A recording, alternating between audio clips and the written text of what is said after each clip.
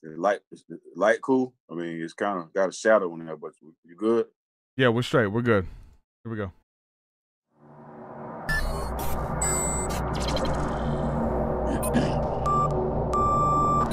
TruthSeekah and or its affiliates are not responsible for any strange phenomena that may occur during or after listening to this podcast, which may include the following: heightened senses of awareness, psychic abilities, UFO sightings, alien contact, time loss, out-of-body experiences, ringing in the ears, ESP, lucid dreaming, increased synchronicities, astral projection, telepathy, stronger intuition, levitation, miraculous healings, and or remote viewing. Please be advised to listen at your own discretion.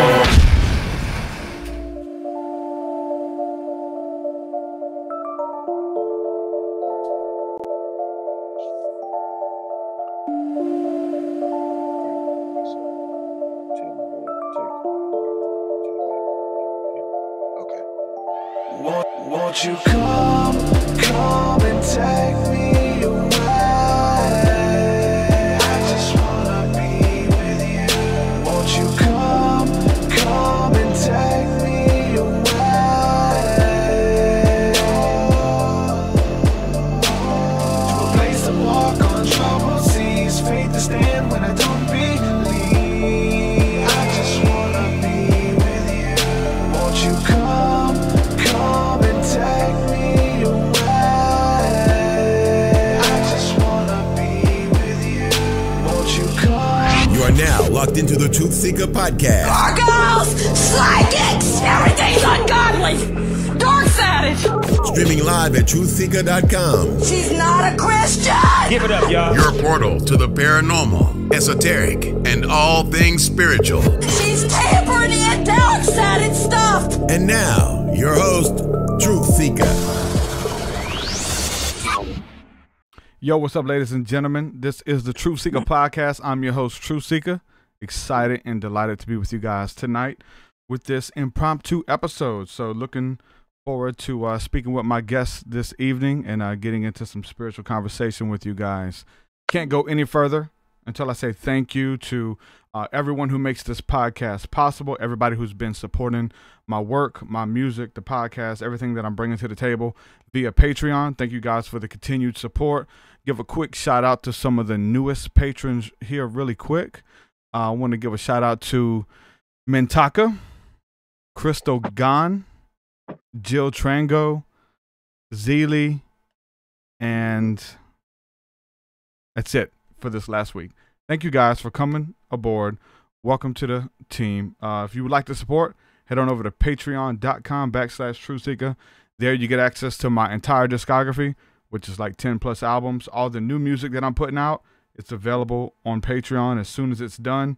You also get access to the School of the Mystics, which is our Thursday night community session that we're doing here, doing courses together, getting into prayer, activation, things like that. So if you're looking for community, join us every Thursday night, 7 p.m. Central via the School of the Mystics. You get access to all that stuff by checking out my Patreon page. So yeah, without further ado, I'm going to bring on tonight's guest, Khujo Goodie from Goodie Mob, a legend. Brother, what's up, man? Welcome to the podcast. Oh, man, what's up, TruthSeekahs? How y'all doing, man? It's a pleasure and an honor, man. A pleasure and an honor, man, to be talking about something real for a change. You know what I'm saying? That's what's up, man. There's a lot to get into, a lot to talk about. Hands down, I mean, you know what I'm saying? The music speaks for itself, standing the test of time. It's awesome, man. I'm bringing my daughter to school. You know what I'm saying, 12, 13 years old, listening to Goodie Mob in the morning. And she's telling me, hey, we need to listen to Goodie Mob in the morning. 12, 13-year-old, you know what I'm saying? Introducing that music to a new generation. And there's something different, man. I'll just say this just as quick spark, man, is the fact that creating something, bringing it to the table that has longevity. And you guys did that and are doing that. So kudos on that, man. Honor and privilege to talk to you guys. Man, appreciate that, man. Well, this year makes the 20th anniversary of Still Standing. So we're going to re-release that album this year and maybe put some new music on that record. So, I definitely got to give shouts out to the Goodie Mob for making a historic album like that, man. We didn't we were so innocent. But by the time that first album was done, Still Standing was kind of like self-explanatory. You feel what I'm saying? But Yeah. for them to pick that particular album, and not the Soul Food album, and not a World Party album, and not a One Monkey album, and not any other album, it speaks volumes. You know what I'm saying? Because I think that album was kind of like the year of rebellion, man. It's kind of like when we kind of realized what was going on, especially in the music industry, and dealing with the type of group that we were. We were a different group, especially coming out the South. Yeah. And speaking on things that we did speak on, you know, people were wondering, man, you know, what kind of rappers are these guys? So I'm just thankful to be a part of that Still Standing album, man. And that was a real hard album, man. Real hard album. Yeah. Stands the test of time. You know, Yeah. you hear so much music on the radio these days, you know what I'm saying? And it's singles, people are getting their money, but and we could call names or whatever, but you can hear a single, you can hear Laffy Taffy, like, you know what I'm saying? There's not a lot of people riding around listening to you know what I'm saying, that song today, which, what was it, like 15 years ago, 10 years ago, whatever, that was like the #1 song on, you know what I'm saying, on the radio and all that kind of stuff. And even some of the newer stuff it's catchy, but it doesn't have the longevity, man. And you know what I'm saying, for the longevity, that speaks volumes. Right, man. It's, you know, it's an equation to longevity, man. And it's about loving what you're doing. Yeah. And doing it for a purpose. Because when we did them records, man, we weren't thinking about really making no money like that, man. We weren't thinking about none of that. We was thinking about putting down the best material that we could at that time and capture the things that were going on in our neighborhood, and kind of like throw a little political twist on it, man, but still keeping it grassroots. You know what I'm saying? And not going beyond, you know what I'm saying, beyond the Call of Duty, just kind of staying in that pocket. So, man, like I said, man, it's an honor to be a part of a group like Goodie Mob, man. And it speaks volumes, man, because a lot of people come up to me, man, they like, man, y'all raised us, man.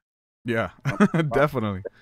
That's mind blowing, you know what I mean? Because it's a lot of good music out here that people can grab hold to and you know what I'm saying, take something from that and live their life by it. But somebody come to us and say, man, y'all raised us, man, that's a lot right there, man. That's huge. It's a connection there, man. So what about when you have like the older generation who are supposed to pour into the younger, even with hip hop as well? They think that like some of the old heads or whatever, because there's this disdain there right now between the mumble rappers and the stuff we hear coming out now versus the old heads or whatever the case is. And some of them lash out, some of them are mad that hip hop is, you know what I'm saying, evolving, but some people feel a sense of responsibility. Like, look, man, we're supposed to kind of, you know what I'm saying, give these young guys the game. Do you feel that responsibility as well? Well, yeah, I do, especially if a young artist asks for your advice. Okay. You know, especially if he asks for your advice, man, and it's, you know, it's up to you to give him a good person, you know what I mean? A person that wants to give the younger generation some wisdom tell them like, look, man, keep your publishing. Don't never sell your publishing. You know what I'm saying? Publishing gonna follow you from this first album, this first record to your last record. That's how you get paid off of your music in the industry. You know what I mean? And you got to have a publishing company, and you got to be a part of a BMI or ASCAP. You know what I mean? But like I said, it's a lot of, especially in the South, man, it's a lot of MCs that can rap down here. I mean, double time, triple time. I'm talking about different slang. I mean, just doing it, man. But the thing about it is, it's only in our genre of music, though. You don't hear nobody in country music. You don't hear Willie Nelson dissing one of the youngest country artists that's coming up. You feel what I'm saying? Yeah. You know, I hadn't seen it. You know what I mean? Okay, well, I will say this. There is a little dissension there between the what they call hip hop. So they say like the old school country, like your you know what I'm saying, Merle Haggard's and all these guys, that old school backwoods country. Now there's doing what they call the hip hop, where they're they're mixing a lot of hip hop in with the country. So some of the old heads even is kind of bleeding into that as well there with the country. Yeah. So I'm saying, are they getting with they hip hop, or they getting with that, the old country head. They don't have a choice. Okay. You know what I'm saying? Okay. Well, I can understand that, man. Especially now, if you changing country to something else. Yeah.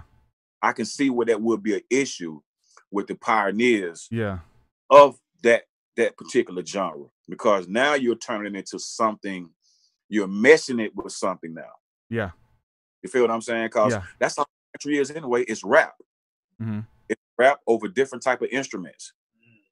You feel what I'm saying? And you got the majority of white boys doing the country. Yeah. You feel what I'm saying? Yeah, exactly. It's came up on Goodie Mob. You know what I'm it's saying? okay though, but it took me a minute to understand that genre of music, man. I mean, I can remember sitting at home seeing Conway Twitty commercials coming on TV. That his album is out. You feel what I'm saying? Where you're able to see, I was exposed to that in Atlanta. Yeah. So I just like I say, our genre of music, man, it's got some type of tainting, corrupt ruin going on with it, man, because it's not going anywhere. You know, it's people are being able to do shows and be on Instagram with stack phones. You know what I mean? I mean, got millions of followers. You know what I'm saying? So a young cat might think I'm hating on him. You feel what I'm saying? But experience always, I think, overcomes youth. Because you still got people out here that's touring, hadn't put an album out in years. Frankie Beverly Mays, he's still touring, hadn't dropped a new album. So yeah, like I said, I think our genre of music, it needs to be remodeled, man. It needs a makeover. It needs a makeover because the content that we're choosing to put in our music right now, and it's being spearheaded by the youth. You feel what I'm saying? So the youth, their senses hadn't been exercised enough to be like, man, to make a difference between I'm making money or I'm making money to spread bullshit to my people. Yeah. Let me ask you this though. So, you know what I'm saying? I'm from New Orleans, right? I grew up on old school Master P, all that stuff. Like that's who raised me essentially, right? That music was a little bit different from what you guys were doing as far as putting content in the music as well. As far as like, you know what I'm saying, the teaching people how to sell dope, teaching people how to gangbang, bragging about killing people, all this stuff versus what you guys were bringing to the table. Was there any type of disdain there between those two sides? No, it wasn't, man. We had respect. We had respect for everybody that was in especially the 90s, up in the 90s era that came out at that time. Like, man, we went to record stores, man. You couldn't help but to see a Master P display right in front of you. You couldn't get around it. You feel what I'm saying? But he had that wisdom like Jay Prince had. Yeah. Come up with a record label and sign some people in his neighborhood, and you know what I'm saying, and make history about it. But we grew up in a totally different place in Atlanta, Georgia. You feel what I'm saying? The Bible Belt of Atlanta. You know what I'm saying? You got James Brown from Georgia. You feel what I'm saying? You got Ray Charles born in Georgia. You got Otis Reddy born in Georgia. You feel what I'm saying? So it's that type of music was coming out of Georgia then. So it's about wanting something different, man. And we wanted to do something different at the time we made those records, man. We didn't want to sound like anybody else, and we wasn't gonna diss nobody because they didn't get with what we were saying. Yeah. We was able to do a whole album and tour, and people were actually liking what we were saying. Yeah. You know, so no, we didn't have any beef, man. Matter of fact, Mystical did the remix for Dirty South for us. Yeah. You feel what I'm saying? And man, every time we went to New Orleans, man, Mr. Servon was cool. Everybody was cool with us, man. Mia X was cool. Everybody was cool with us, man. I was just amazed that Master P could organize that type. And I see why he was like this, an army. For him to mobilize people in his neighborhood and at least give them a chance to make a mark in this hip hop culture. Definitely, brother. But I don't agree with everything that that he's in the music. I don't yeah, agree with. definitely. Yeah, yeah. You gotta look at the environment that people are raised up in. You know what I'm saying? Some brothers don't have fathers. You feel what I'm saying? So they turn to the streets and be like, the streets raised me. They be happy about that. Oh, the streets raised me. You know what I mean? But the streets don't have compassion like a father would have compassion. The streets don't care nothing about you. You die, your blood is in the streets. They clean you up, then they leave it for the next man to come with the same fate. Yeah. That's why I wanted to have you on, man. I love music. I love Goodie Mob. I love all types of music, man. And I love to discuss music, but I wanted to really have you on to discuss spirituality, man, to discuss your spiritual path, where you are now. You've always dropped a little bit of gems here and there within the music, knowledge here, knowledge there. You even talk about tactfully doing that. Like, you just can't come out with a straight truth album. It'll flop, it'll do whatever, but you just got to kind of sprinkle it through there as you're broadcasting to the nations, man. Going back since the beginning, you've always dropped a little bit of jewels. Where does spirituality come into play for you in the early days to where versus where you are now, being you know what I'm saying, a lot more outspoken about your faith and what you believe in? Man, I can't even tell you, man. I can't even tell you where that. I can't even tell you where that. Well, let me take that back. Bring it back right there. 99. Appreciate it. 99 is when I came into the truth, that knowing that we are the children of the book, that the book is talking about the children of Israel, the so-called Afro-American. I had that knowledge in 99. Where'd you get that from? Where did I get that from? Yeah. I got that from reading the Bible, and I got it from a teacher. See, people don't realize you got to have a teacher to teach you some things, especially if a person, okay, bro, stay up, man. Especially if a person is older than you and got some age on you. And then both of you can go in and study together and look this word up together. And it ain't just he's teaching you, both of you guys are learning. You feel what I'm saying? Yeah, definitely. I got an elder, man. He's about 60-something years old. We sit and we read out the book. He's also learning too. That blows me away. But you got some people that's that age, they stop learning. They don't want to hear else. Like, you got people that still think that the world is round. But our fathers in that book says that our people were going to be scattered across the four corners of the earth. So a circle doesn't have corners. You feel what I'm saying? It's just the things that we've been taught in school, and that book is a history book. And yeah, it's plenty of books that was written before that, but this book tells you about everybody else around you. And I found that interesting, that I was allowed to even understand it. You know what I'm saying? So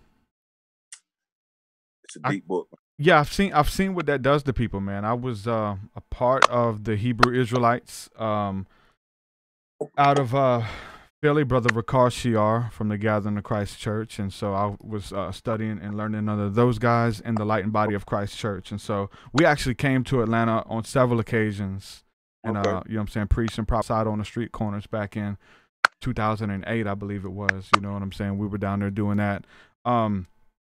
When it comes to a people group who has been oppressed, who's been told you're nothing, you'll never be nothing, God has rejected you, you were born to be slaves, all of this type of stuff, you've been told this your whole life.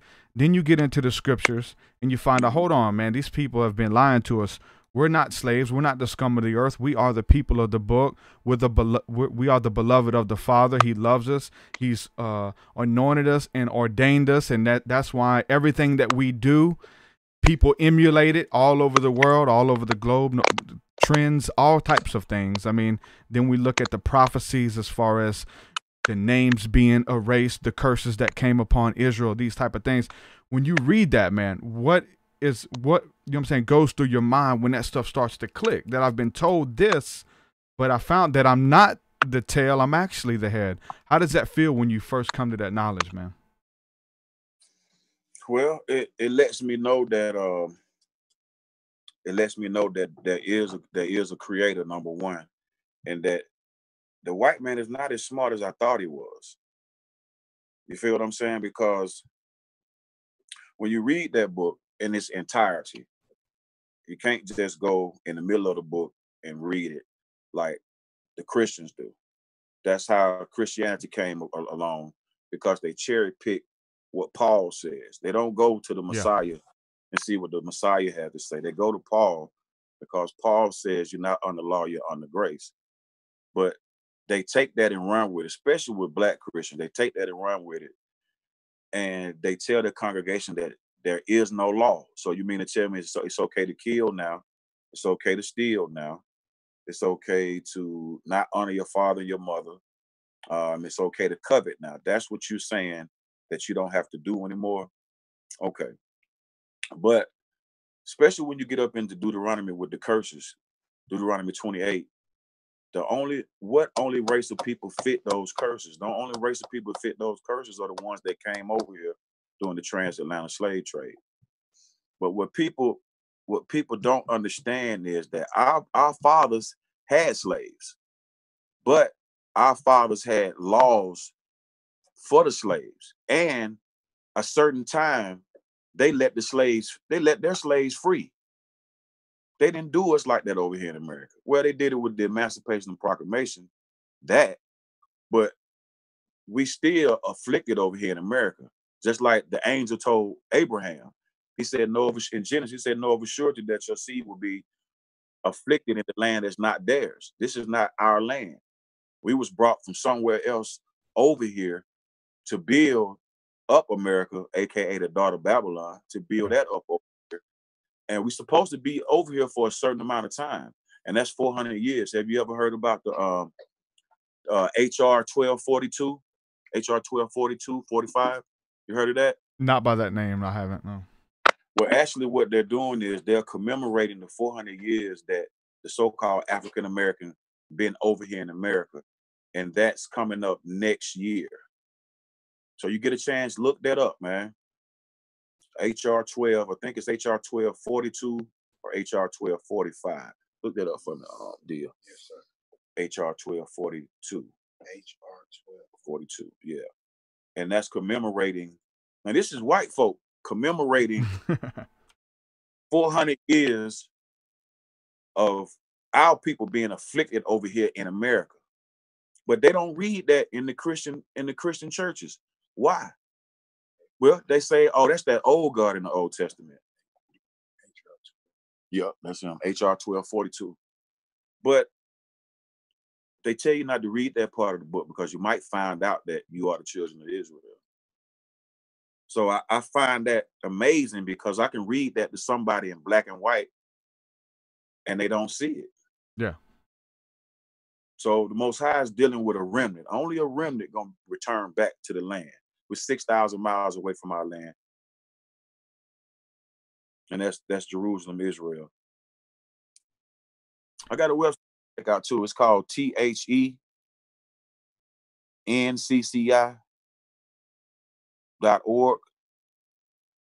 You get a chance, check that out, man. It's an advanced information group, man, and they do so much research, man. Like, for instance, one of the brothers did researches on the Native American slave trade. Yeah. See, our people don't even know that, especially the Cherokee Indians. Cherokee Indians was one of the worst slavery that our people could be in. But you still got our people that don't know who they are. So they say, well, I'm an African. They say, well, I'm a Native American. Well, they say I'm this and they say I'm that. But these are the people that had your people in slavery. And it was a brutal slavery too. It got to the point where they was like, well, if a slave mates with an Indian, somebody got to die. Yeah. A Native American, somebody got to die. That's how they wanted to keep their bloodline pure. But like I said, that book is a history book, man, and we've been taught religion out of that book, and that's why a lot of our people shun away from it. It's like a lot of people who come out of the entertainment industry hip hop artists. I mean, you know what I'm saying? A lot, it's kind of inundated with like drugs and alcohol. You know what I'm saying? A lot of people look to substance to cope. There's narcissism by itself can produce mental illness and like strong delusions that people are going through. You've been in it for a while. How have you been able to keep sane? Is it because you've always been a servant of the Most High? Have you always been looking into this stuff since '99? Is that kind of what's kept you through all this stuff? Yeah, but I'm still not immune. You know what I'm saying? To the things of the flesh. I'm not immune to it. All I could do is pray, and that's the Most High to help me with these things. You feel what I'm saying? Mm-hmm. But it's an instruction book, man. And if it's meant for you, you will take heed to it. You feel what I'm saying? If somebody read a book and it ain't got nothing to do with them, they'll be less interested in that book. Like Shakespeare, man. Boy, stop. Shakespeare for real? No, yeah. I'm not. What you say, Hamlet? Why would I be reading Hamlet? That has nothing to do with me, right? So for a long time, people told us that everybody in the Bible was white. That's one of the lies they told us. Everybody in the Bible was white. That's not true. Then they tell us that Abraham brought all the 3 religions in the earth. That's not true either. Abraham didn't have a religion. Abraham was considered a friend of the Most High. So that's what I'm saying. But this is how it's supposed to. How do you keep a people in slavery unless you erase their history? You feel what I'm saying? So with the name changing in the scriptures, taking out the name of the Creator, so now you got people calling him all different type names. Then you got people saying, well, it doesn't matter. I mean, you could just call him anything. Well, if that's the case, well, why did when Moses asked him, what should I tell the children of Israel, who sent me? He said, well, tell them I am that I am sent you. And in the Tetragrammaton, that's YHWH, which means Yahweh. But the Messiah, he's going to have to come and straighten all that out. He's going to have to come and straighten that out. Say, this is the Father's name right here. This is my name right here. It gets really weird too. Like I was a part of some camps of the Israelites, and like they wouldn't call him God. They think like you call on Jesus, you're invoking demons. Like they took it that far and said that can't cast demons out by that name. I know we've seen this stuff going on in churches, casting out of demons, people getting set free from drug addictions and things like that, right? And you know what I'm saying? They're using the name of Jesus, they're using God, those type of things, because they don't know any better, right? But when we're calling upon the Spirit of the Lord or whatever, we're calling upon the Spirit, which is, you know what I'm saying, the Spirit of truth. And I've seen people, man, they get really weird when it comes to that, and it creates a confusion at times where they don't even know what name to call upon. You know what I'm saying? Mm-hmm. Is it Ahaya? Is it Yahweh? Is it Jesus? Is it Yeshua? Is it Yehoshua, Yahshua, or Yeshua? Like I've seen people, it just, you know what I'm saying? But when you digging for it though, you kind of got to go through them stages though. The guy that taught me came to Atlanta in the 70s. This is when I learned, not in the 70s, but in 99, this is when I learned the name Yahweh and the name Yahshua. These other names didn't even exist. Matter of fact, the internet wasn't even like that. I don't even think the internet was even strong like that. It's not until this internet came out to where now they throwing the names out like that and making it even more confusing. You feel what I'm saying? I got a encyclopedia Bible dictionary, and I looked up that word Yahweh, and that's the name that the Hebrews call on. Yahweh, God of the Hebrews. So I heard a lot of people use Yeshua, but Yeshua doesn't mean God's salvation. Especially when you're using the word Jesus. Now, it's in the law. In Exodus, it says you shouldn't call on, you shouldn't even let, you shouldn't use God's name come out of your mouth. But you can't tell our people that because it's in the book. It's right there. And we're not going to even go a step further to even research what we even getting into. You feel what I'm saying? Yeah. So if the Ten Commandments say keep the Sabbath day holy, well, what is the Sabbath day? Well, the Sabbath day is the 7th day of the week. Okay, well, what is the first day of the week? Sunday. Okay, so what's the deal with that? That's because the Roman Catholic Church changed that. The popes changed that. So they've been constantly changing the everlasting covenant. They've been constantly changing everything.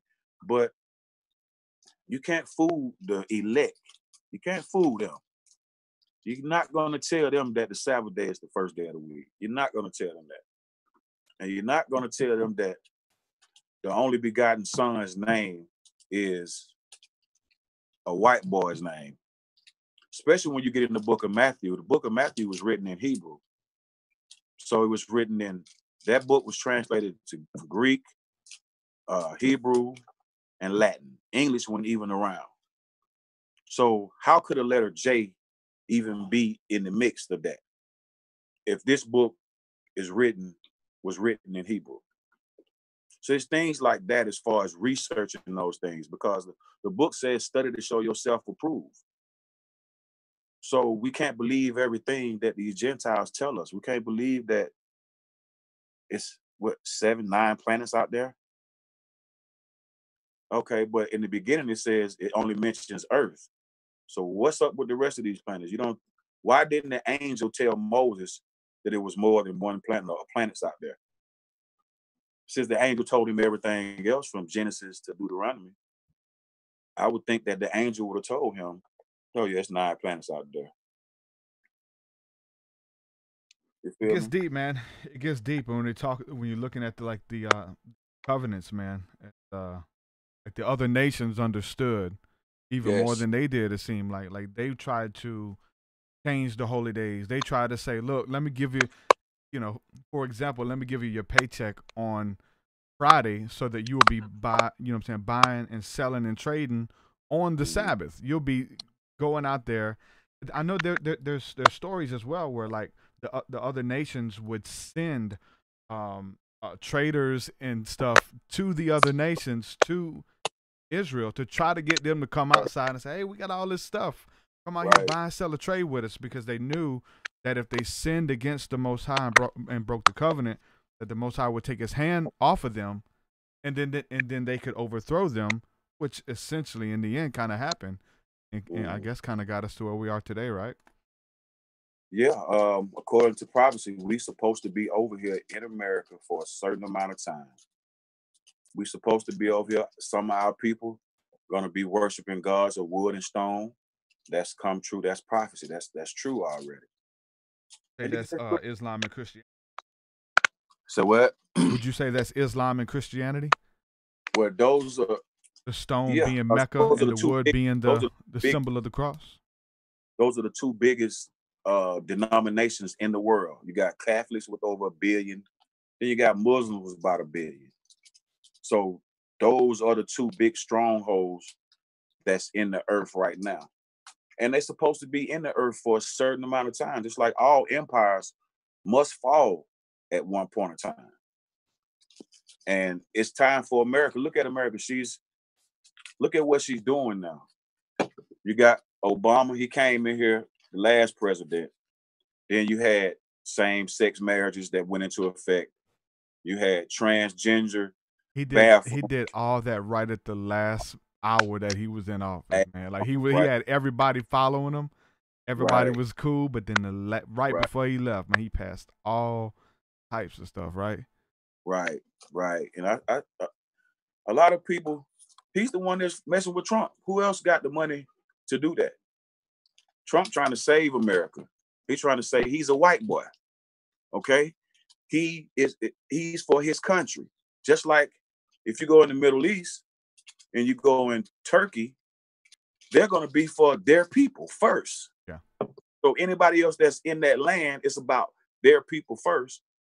And that's what's going on right now in America with the presidency right now. They hadn't given that guy a chance since he won the presidency. Even though jobs are coming back, even though he got the trade going, even though it looked like he stopped Korea for doing what they're doing. I mean, all this type of stuff he's doing for his country. Now, if I was a president of America, what people you think I would help first? I would help the people that need help the most. The people that's getting shot down in the street for nothing. People that's getting the police called on them for nothing. But that's a part of that 400-year affliction that the angel told Abraham in Genesis about you will be afflicted in this land for 400 years. And after that, I'm going to judge them people that afflicted you. So America she got her cake coming. Yeah. Yeah. There's a scripture, man, that a lot of, I mean, there's different levels to this, you know what I'm saying, Israelite thing and to this, you know, Bible prophecy thing. Just like there's different levels to the Christianity and the Catholics and the, you know what I'm saying, evangelicals and the Baptists and all this kind of stuff. Different levels to it. When you're talking about these curses, you're talking about, the scripture says, as you have led into captivity, so shall you be led into captivity. There's Israelite groups who some deem hate groups. They're out there preaching. You know, they can't wait to get them this. They can't wait to grab the white man, put a chain around his neck, and walk him around like a dog. Like all of it gets kind of crazy, right? And they're like obsessed with it, even. You know what I'm saying? And then there's other groups. There's videos. It's kind of going viral on Facebook now. I've seen this years ago, but where they put they try to get white people to go down and kiss their sneakers. Have you seen that footage? Man, and what do you think about it? You know what I think about that? And I was listening to one of my talking to one of my elders. He's like, man, they might be funded. Somebody might be funding them for them to be able to go out there in the streets like that and cuss people out, call women hoes and bitches. You never seen the Messiah do that. Messiah told his disciples that they don't want to hear what you got to say. Man, just wipe the dust off your feet and get on about your business. You feel what I'm saying? So, yeah, I think that those brothers might be funded, man. Somebody might be funding them to do that because people don't know or they don't read that the Gentiles gonna have a place in the kingdom too. If it wasn't for Cornelius, the keys to the Gentiles wouldn't even be open for them. They wouldn't even have the keys. You feel what I'm saying? So Acts chapter 10. You can't be mad. You can't be mad at what Yah made these Gentiles do. Because you got some that's good. They some good. I mean, they'll run into a burning house for you, man. You might be on the side of the road. They might help you before your own folk help. Have you seen that Lil Wayne interview when everything was going on about these hate black people, police are trying to kill black people, all this stuff, and they interviewed Wayne? Did you see that when he was like, have you seen that footage when he's talking about this? Whenever he shot himself when he was a kid. He shot himself. Yeah, he shot himself when he was a kid. Shot himself in the chest. Wow. When he was in a dope house, and the police came in. They heard the gunshots. Police came in. They all jumped over Lil Wayne when he was a little kid. They jumped over him, went straight for the drugs, arresting people, trying to find the drugs. He said all the black dudes jumped over him, and it was an old white man that picked him up and said, "Hey, y'all ain't gonna do nothing about this little kid here bleeding." And he said the guy picked him up and took him to the hospital, sat with him in the hospital. He was with him the whole time. Said his name was Uncle Bob. He said, "You're talking about all this white cops hate blacks and all this kind of stuff." He said, "I don't know nothing about that." He said, I know a good ass white dude named Uncle Bob. I know that. You know what I'm saying? Ain't nothing wrong with that, man. I mean, the Gentiles got the law in their hearts, man. I mean, they know right from wrong. You feel what I'm saying? They know that that's the right thing to do. Here's a boy on the floor bleeding. They know that, man. Let's get this guy. Let's try to at least get him help. That's why I see why the doors have been open to them. You feel what I'm saying? Because they're helping his people. They say he that blesses Israel, they'll be blessed, right? That white boy might have a place in the kingdom, man. So some of these Israelite camps, you can't sit here and do that because The Most High said these guys are going to be here, and you can't sit here and say they're not going to be there. It gets deep, man. Let me ask you this. So when it comes to talking about the scriptures, talking about the Bible being a history book, reading like who is the people of the book type of thinking. Then we got into that when I was first, you know what I'm saying, privy to that knowledge and understanding who I am according to the scriptures, learning how to study the scriptures, learning how to break them down. It changed everything for me, right? We was on this knowledge kick like crazy. Eventually, that's what everything, you know what I'm saying, began to be about, was the knowledge and breaking scriptures down and referencing things back. And I noticed that a lot of the Israelite camps weren't spiritual dudes. It was all just head knowledge. Let me break these scriptures down. This is the truth. Blah, blah, blah. When it comes to prayer, when it comes to fasting, when it comes to miracles and walking in power and anointing and things like that, they, you know, a lot of those camps scoffed at that stuff. They would make fun of you for trying to, you know what I'm saying, sit in silence and get alone with the Most High, pray and contemplate. They laughed at that kind of stuff. Where does like the spirituality aspect come in for you? Do you meditate? Do you have a spiritual practice that you found in the scriptures as well? Man, when I can, like I said, I attend holy convocations. You know what I mean? I try to make a Shabbat. I try to make a new moon. I try to make some of the holy feast days in Leviticus. You know what I'm saying? Because during those times, the Spirit of the Most High is being poured out unto His people. You feel what I'm saying? Those are the perfect time to, if you want to get some type of understanding, those would be the times that you would, you know what I'm saying? I mean, I know a lot of people have a lot of horror stories about camps, and every camp is not perfect. You come to my camp, you might find something you don't like. You know what I'm saying? I might go to another camp and might not find something that I don't like. You feel what I'm saying? But the thing about it is, do you believe that Yahshua is the only begotten Son of the Most High? And do you believe see, people don't realize that the Messiah has commandments too.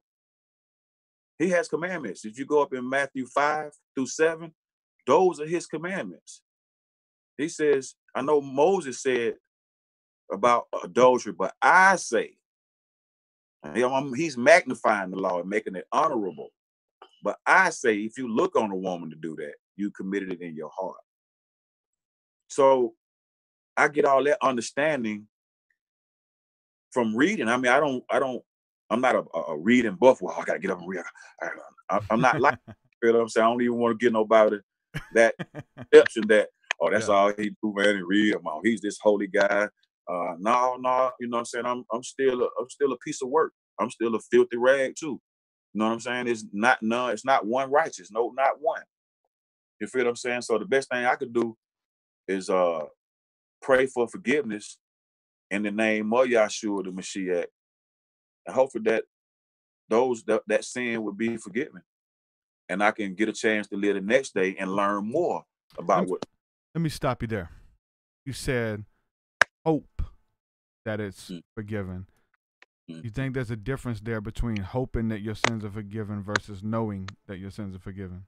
No, you're right. Knowing. I put it that way. Knowing. Because it says if you turn from your wicked ways and pray toward the city of Jerusalem with your hands wide, then the Most High will forgive you. So yeah, if you're living today, yeah, you got a chance to do it. You feel what I'm saying? So yeah, I appreciate that correction, bro. Thank you. Yeah, no problem, bro. Yeah, that's different, man, because I think if you know something, like, you know what I'm saying, we're talking about knowledge, we're talking about understanding, like, we're talking about faith, we're talking about belief. People could talk you out of your faith. People could talk you out of your belief, but you can't talk me out of something I know. You know what I'm saying? Nobody can take these experiences, this encounter, this love that I have, this immense peace and joy that comes from the Father. Nobody can take that from me. You can talk me out of my faith, all types of camps and knowledge and mysteries and stuff like that. It gets hard, but when you know the Father for yourself, that's a blessing. Can't nobody take that from you, man. That's such a blessing, right? That's right, man. Just to know that you got something better than sitting here in America. It's something that's going to be waiting for you. That old saying is something greater later. Yeah, I see what that's talking about. You want that. You want to be a part of that in that number when the Mashiach comes and set up his kingdom on the earth. Not what people saying we going off to Neverland. No, the Messiah is coming down here to reign on the earth for 1,000 years. And if you go into heaven, you're going to miss that. You're going to miss that. Yahshua said, no man has descended into heaven except he that came from heaven. Right? Yeah. So when Yohanan in Revelation seen the vision in heaven, he said he seen the 24 elders.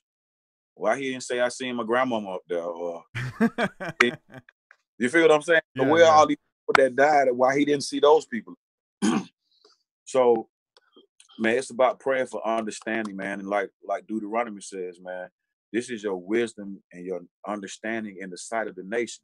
Yep. So if you don't have this law, it's the 10 Commandments and some of the dietary laws in Leviticus, if you don't have those laws in you, what nation is going to look at you and say that you're great? We're not. You don't see our people. What black person you see at the UN talking for us?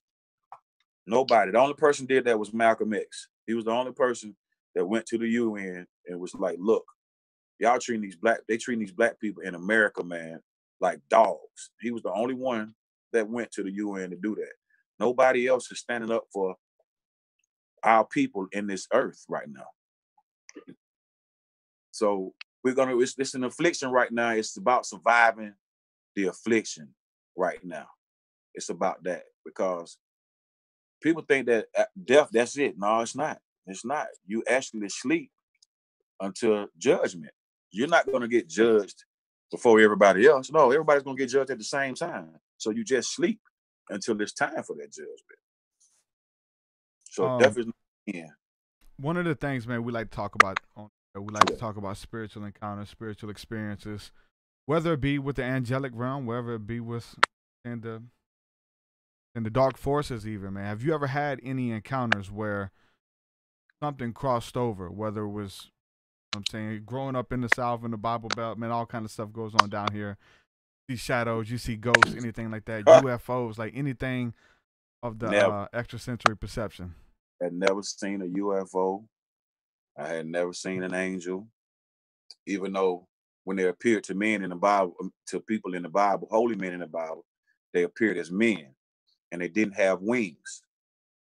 You feel me? So, no, I had never seen anything like that, man, because like I said, some of that stuff is mysticism and spiritualism.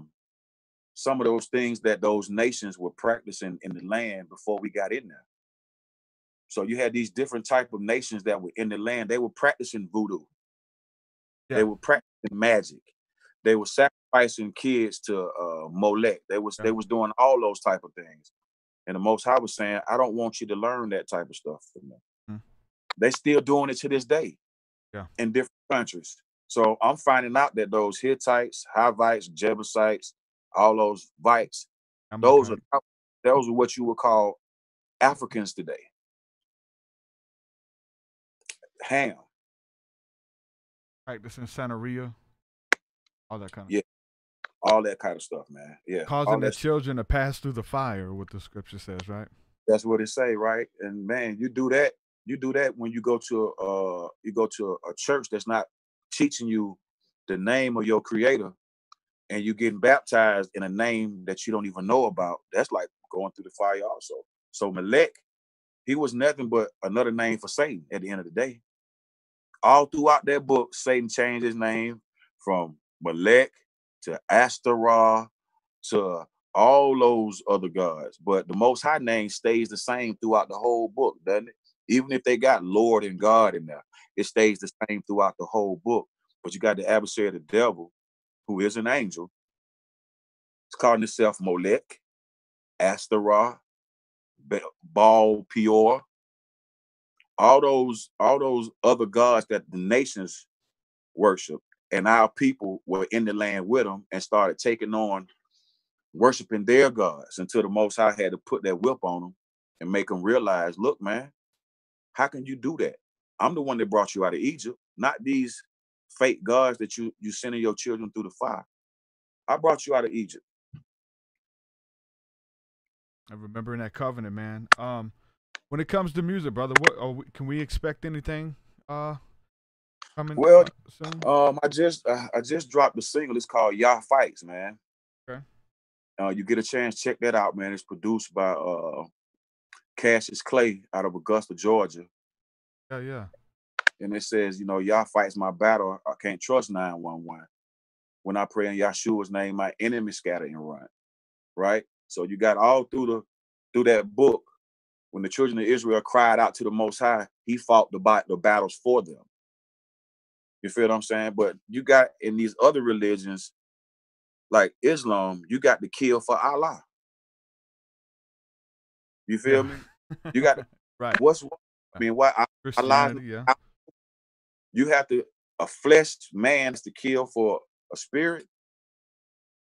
So y'all fights my battles, man. It's got a lot of information in that song, man. I'm giving Bible references in there, man, especially about our people, man, being how it's a law in Deuteronomy 23:17. It's a law telling our people that you're not supposed to be whores. You're not supposed to be sodomites. But you got our people want to out-sodomite the sodomites. You feel what I'm saying? So it's a lot of stuff going on, man. And when people talk like this, they say that, you know what I'm saying, you're a hate group and you this and you that. Yeah, you might say that, but the truth is the truth, man. The truth is the truth. You brought the Most High's people over here in America and you treat them like dog meat. You treat them worse than dogs. They build up America for you. You treat them worse than dogs. But the Most High know what he was doing. He put us in a stronghold. He put us over here. You got 3 tribes in America. You got Judah, Benjamin, and Levi. You got his princes, you got his priests, and you got his mighty men over here, his warriors. So have you noticed nobody has really attacked America? Nobody has really dropped bombs over here in America like that. I mean, like they having war over on this soil. Yeah. But it's got to be something special about the people that you got in America that's allowing that to happen. You heard of Dr. Malachi Z. York? Was a lot of stuff out of Atlanta. They had a compound called Tamaray, north of Atlanta. I heard that name before. I think they used to make some paperback books back in the day. Yeah. I seen that, man. I was trying to get into that, man, and I'm just thankful I came into the truth. The guy was talking about a lot of wild stuff, man. Well, you're trying to say that he was Melchizedek Oh, reincarnated. come on. Whoa. That's big.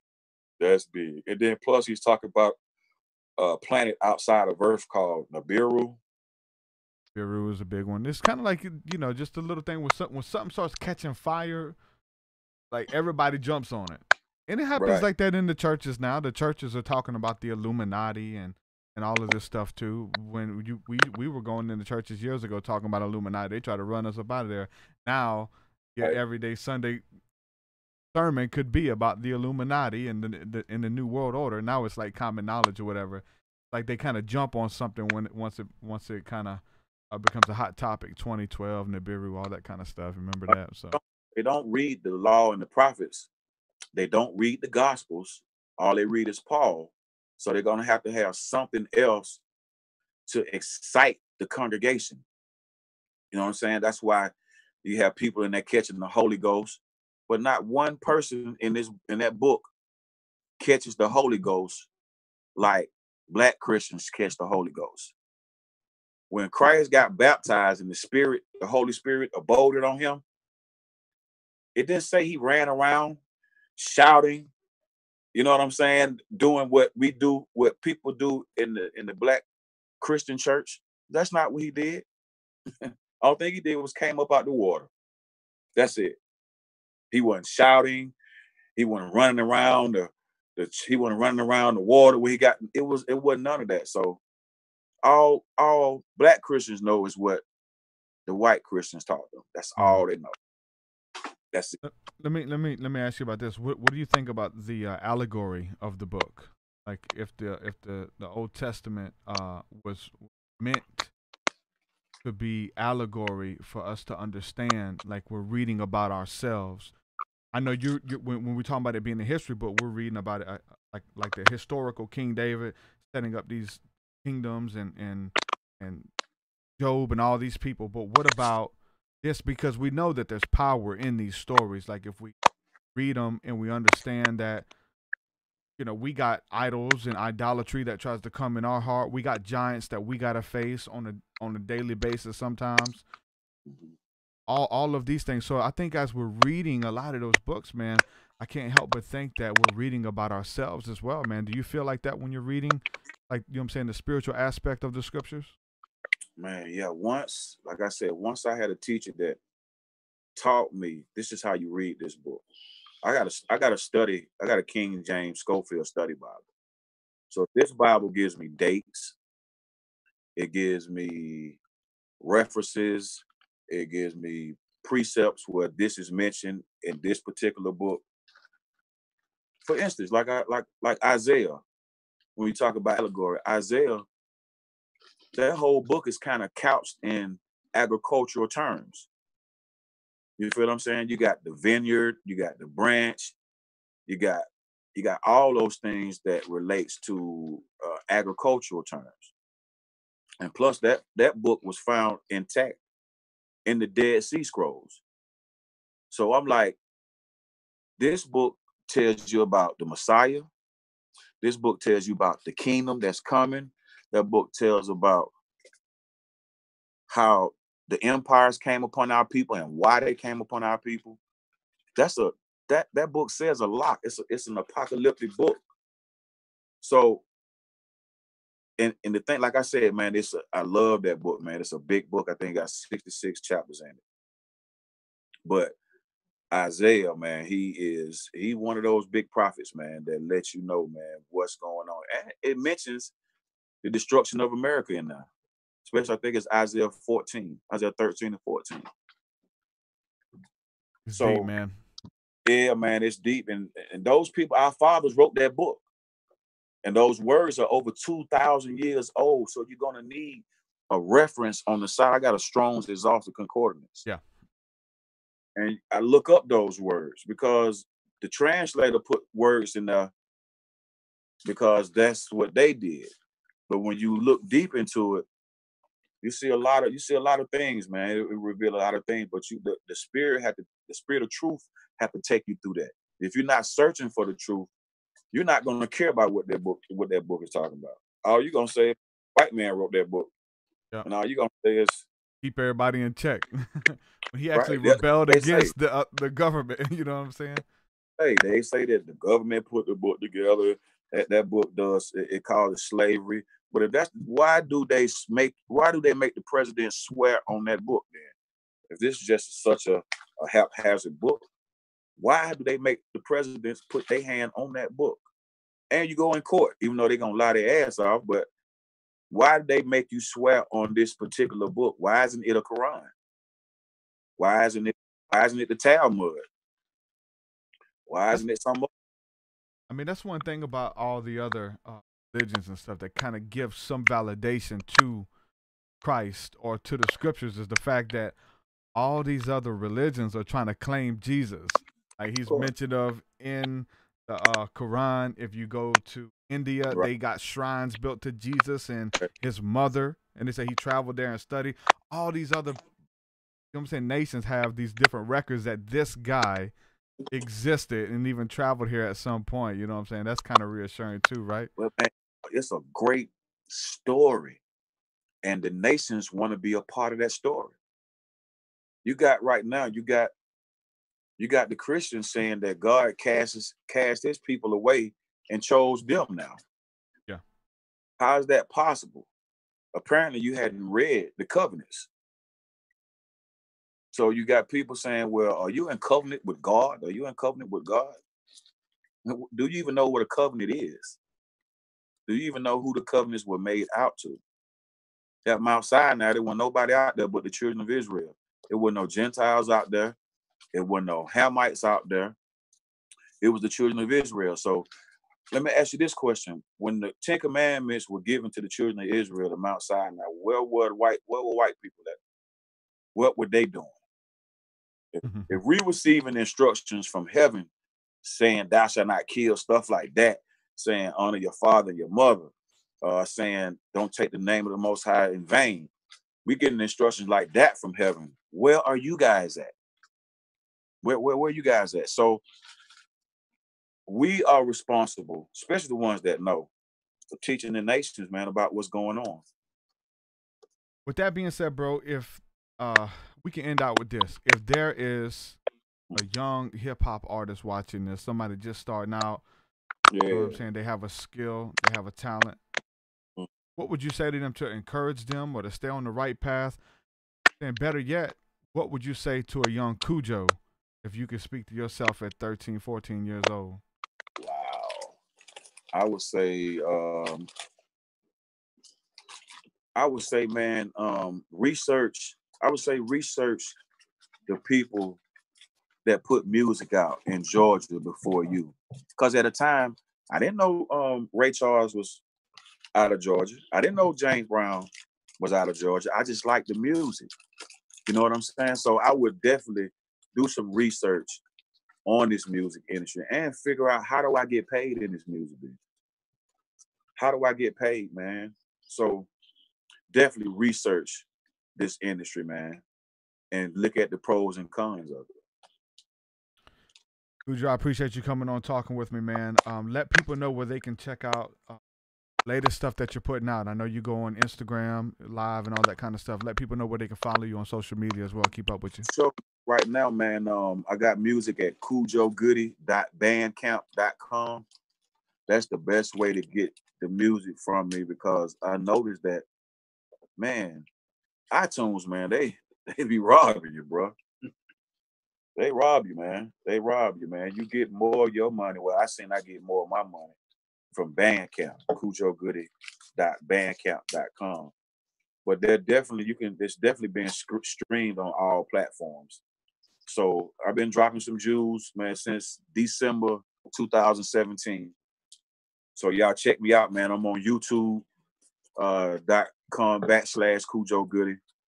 And you always can check the Goodie Mob out at Goodie Mob at Instagram. Brother, I appreciate you, man. Thank you for everything that you've brought to the table, everything that you're doing, and pushing righteousness out there, man. I appreciate you coming on, hanging out with me, bro. I'll let me, man, anytime, man. Shalom, shalom, peace. Shalom. Khujo Goodie of the legendary Goodie Mob, ladies and gentlemen. My daughter was a 11, 12-year-old white kid going to school every morning, listening to They Don't Dance No More. Get rich to this. You know what I'm saying? So it's awesome that I'm able to kind of introduce her to that music. I introduce her to a lot of my music, but she doesn't like all of it. But she definitely likes the Goodie Mob. So, man, shout out, man. Introducing this stuff that has music that has longevity to it, right? Music that has substance to it. I mentioned listening to Laffy Taffy. I mean, how many of us were snap dancing, lean with it, rock with it? How many people was listening to that music? I don't know how long ago, 10 years ago, 15 years ago, 12 years ago? I don't know. That stuff was so popular. They came, made a lot of money, they got their money and left. But there's no longevity to it. Like, you're not gonna find anybody riding down the street today listening to Lean With It, Rock With It, Take the Laffy Taffy, that kind of stuff. You're not gonna find nobody. Even that's old, it's laughable, you know. But I'm really reading the comments. Grim says he still listens to it. You never played it in Discord, sir. Anyway, so we could come a little bit closer, man. Even like stuff that look at Panda by Designer, huge song. You still hear some people listening to it, but a lot of that stuff is here today, gone tomorrow. Let's look at the legendary stuff. The majority of the stuff that came out of Atlanta, man. The majority of the stuff from Goodie Mob and Outkast, right? For me, it's Bone Thugs and Harmony. You know what I'm saying? Like that stuff that has longevity, that you can listen to it.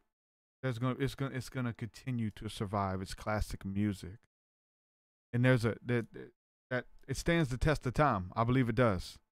Beautiful stuff. He's talking about I tried to get him to talk about UFOs and chariots. I didn't want to break it down. Everybody was asking about the popping sound and noise and stuff. I think that my mic was feeding back through his phone, popping when I would talk.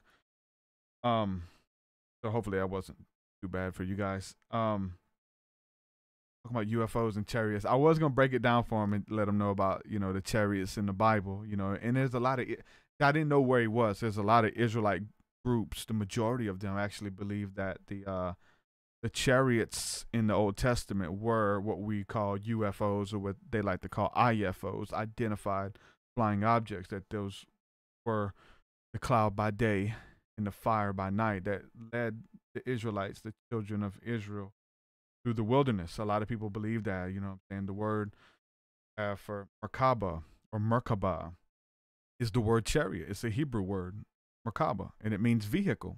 Simply what it means. Doesn't mean a horse-drawn chariot. A lot of stuff, a lot of instances in the Bible with these chariots flying and carrying in the mountains and things like that. So didn't know if he knew anything about that. I just wanted to mention it to him. Said he didn't have any spiritual encounters, no demonic, no angelic, no UFOs. I like to pick people's brains about this stuff, man, just to see what it was that kind of got them there, into their faith or into what they believe in, and just kind of roll ideas off of one another type deal. Talking about the law, man, being really drawn to the law of the Lord, right? The law, the 10 commandments and laws of Moses. And then talking about, he said Christ gave some extra commandments, some new commandments, but then the scriptures go far to say, I don't give to you anything new. I'm just summarizing the old. And Jesus like really broke down that those laws in the Old Testament, it was all hung, it all hung upon love. Loving the Lord your God with all your heart, your mind, strength, your understanding, whatever you can do to bring forth love. All of that stuff. If you love God, you'll honor him. If you love your wife, you're not going to covet another man's wife. If you love your body, here is the dietary laws. Put this in your body. If you love yourself, if you're trying to, you know what I'm saying, take care of your temple, eat this, don't eat that, for good reason. Not because God is mean or Yahweh is mean, or he just wants you to be different. He wants you to be holy, which means set apart and different. But that's not why. It's because he understands that there's a reasoning behind it. Operating in love, loving your body. You know what I'm saying? Loving, and then it says, love the Lord your God and love your neighbor as yourself. And it says these two, if you do these two, you've kept the whole law. All these scriptures, all those laws that are so strenuous, and we got to learn them and we got to get to the bottom of it. We don't know nothing about that stuff. All that's brand new to us. And so he says that I'll write the law upon your heart, and understanding that when you steal, look, I got to trick these people, sneaky. Your conscience bears witness with the law. The law is written upon your heart. You can look at nature and see the law of God, right? That there's a creator.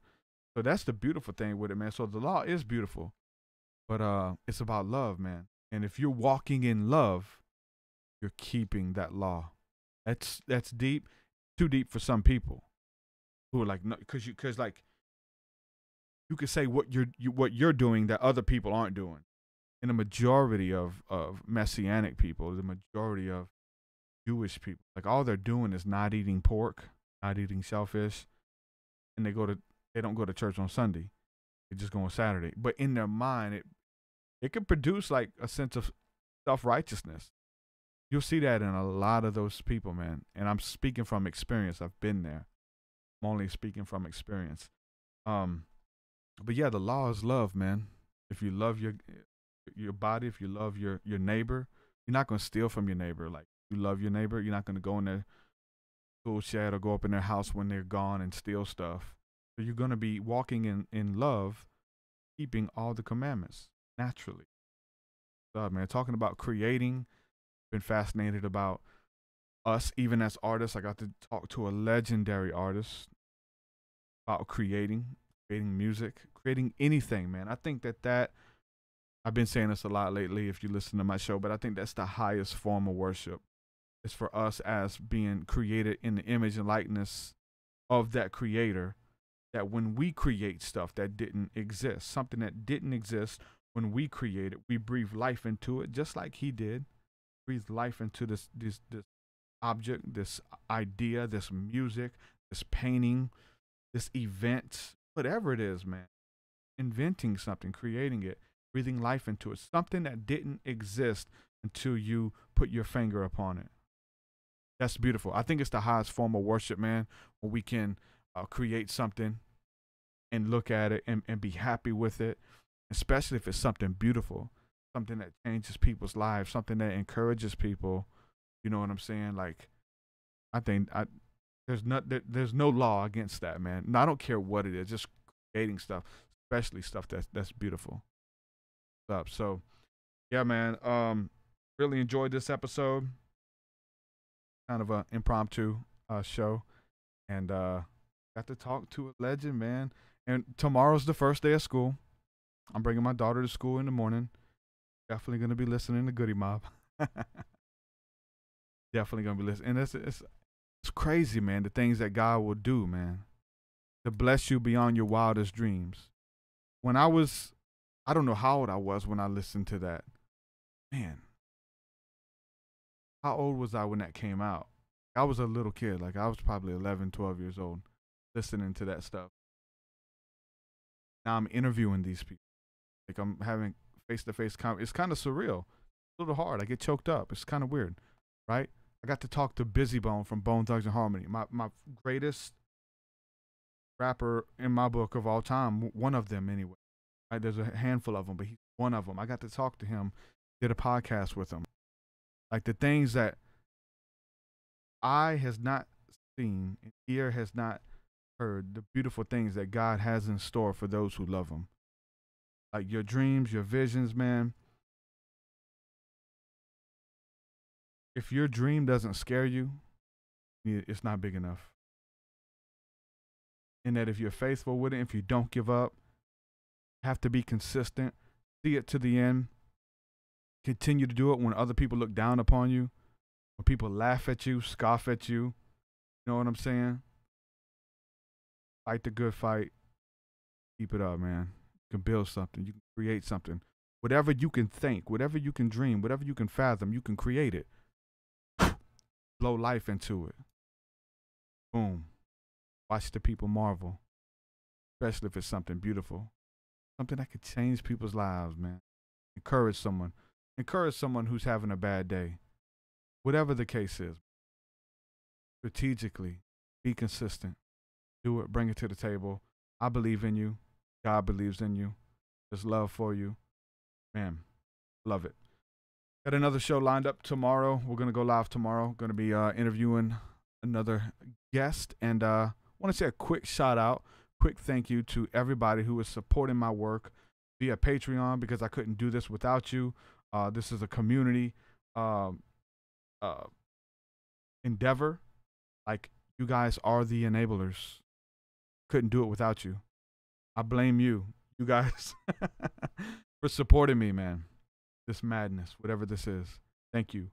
Shout out. Head over to patreon.com/TruthSeekah. There you can sign up for any level of giving to support my work. You get access to my entire discography. 200 songs. 200 songs. 10 plus albums. And I'm still creating more. Every time there's a new song released, uploaded to Patreon. There's new music there that nobody's heard on Patreon. There's going to be new music probably this week, hopefully. Check that out. You also get access to our Thursday night School of the Mystic session. That's our community gathering. If you're looking for community, if you're looking to build with like-minded people, if you like some of the things that the guests are talking about, if you like what we bring to the table here, looking for community, we're going to be doing that. Somebody, Kayla, is asking what time tomorrow. Kayla, I seen your messages about wanting to catch live and everything. We go live Tuesdays and Thursdays at 10 a.m. Central. Tuesdays and Thursdays at 10 a.m. Central. And then whenever throughout the week, I'll go live with some impromptu stuff. You can also join us afterwards if you're looking for community as well. We hang out in our Discord. That link is in the description as well. We have a Discord community of people who join together every morning. They pray, lift each other up, encourage one another, go on vacations together, all kinds of stuff. This is our community. Click that Discord link in the description if you're looking for that. With that, I'm going to say peace and shalom, and I will see you guys tomorrow. Thanks again for the support. Love you guys. Peace, peace. Your way so much higher than mine, so much higher than mine, so much deeper than mine, so much deeper than mine. Well, that does it for this episode, folks. To hear more episodes of the TruthSeekah podcast, head over to TruthSeekah.com. And if you're wanting to support the show and get rewards, go to our Patreon page at patreon.com/TruthSeekah.